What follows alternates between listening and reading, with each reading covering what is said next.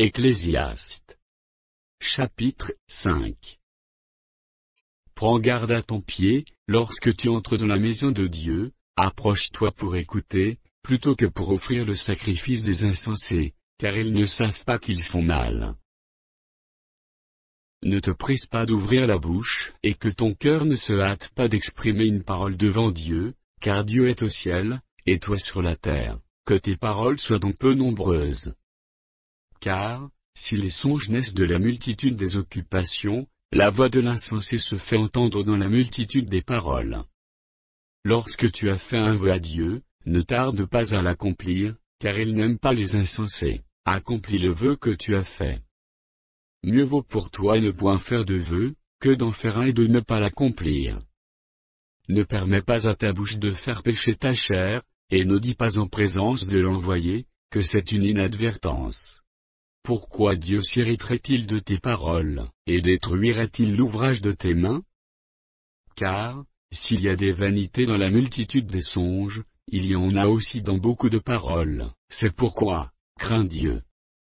Si tu vois dans une province le pauvre opprimé, et la violation du droit et de la justice, ne t'en étonne point, car un homme élevé est placé, sous la surveillance d'un autre plus élevé, et au-dessus d'eux il en est, de plus élevé encore. Un avantage pour le pays à tous égards, c'est un roi honoré du pays. Celui qui aime l'argent, n'est pas rassasié par l'argent, et celui qui aime les richesses n'en profite pas. C'est encore là une vanité.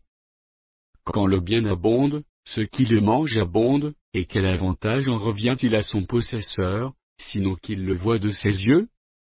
Le sommeil du travailleur est doux, qu'il ait peu ou beaucoup à manger. Mais le rassasiement du riche ne le laisse pas dormir. Il est un mal grave que j'ai vu sous le soleil, des richesses conservées, pour son malheur, par celui qui les possède.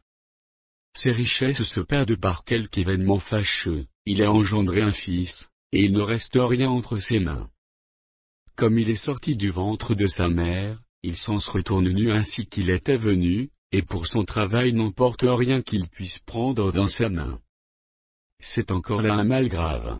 Il s'en va comme il était venu, et quel avantage lui revient-il, d'avoir travaillé pour du vent? De plus, toute sa vie il mange dans les ténèbres, et il a beaucoup de chagrin, de maux et d'irritation. Voici ce que j'ai vu, c'est pour l'homme une chose bonne, et belle de manger et de boire, et de jouir du bien-être au milieu de tout le travail, qu'il fait sous le soleil, pendant le nombre des jours de vie, que Dieu lui a donné, car c'est là sa part. Mais, si Dieu a donné à un homme des richesses et des biens, s'il l'a rendu maître d'en manger, d'en prendre sa part, et de se réjouir au milieu de son travail, c'est là un don de Dieu. Car il ne se souviendra pas beaucoup des jours de sa vie, parce que Dieu répand la joie dans son cœur.